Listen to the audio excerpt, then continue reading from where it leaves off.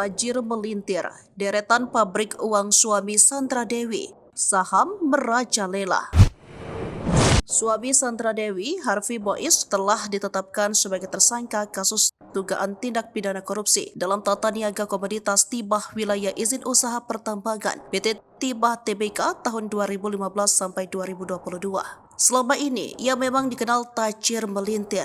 Ia memiliki sejumlah pabrik uang. Harvey Boiz disebut memiliki saham yang merajalela di berbagai perusahaan batubara. Intip daftar harta kekayaan Harvey Boiz, suami Sandra Dewi yang kini jadi tersangka kasus korupsi Tibah.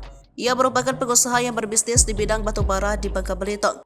Ia menjabat sebagai presiden komisaris di PT Multi Harapan Utama. Tak hanya itu, Harvey kabarnya memiliki saham di 5 perusahaan batubara, yakni PT Revin Pangkatin, CV Venus Inti Perkasa, PT Tinindo Internusa, PT Sariwiguna Bina Sentosa, dan PT Stadlindo Inti Perkasa. Beberapa waktu lalu, Harvey Boiz dan anaknya sempat menjadi duta produk Ferrari Robah. Mereka nampak muncul sebagai salah satu brand ambassador perusahaan ternama tersebut. Saat itu, ia dan putranya bersanding dengan Adam Levine dan PHT Prinsloo sebagai duta untuk Amerika Serikat, serta Chung Hae-in mewakili lelaki single di Korea. Tak cuma menguasai batubara, ia juga disebut menguasai pertambangan timah di Bangka Belitung. Ia dikabarkan sebagai pemain utama yang mengatur perusahaan penambangan timah mana yang bisa beroperasi. Wajar bila Harvey Boiz bisa memanjakan keluarganya dengan harta yang melimpah. Bahkan ia memiliki rumah di Melbourne.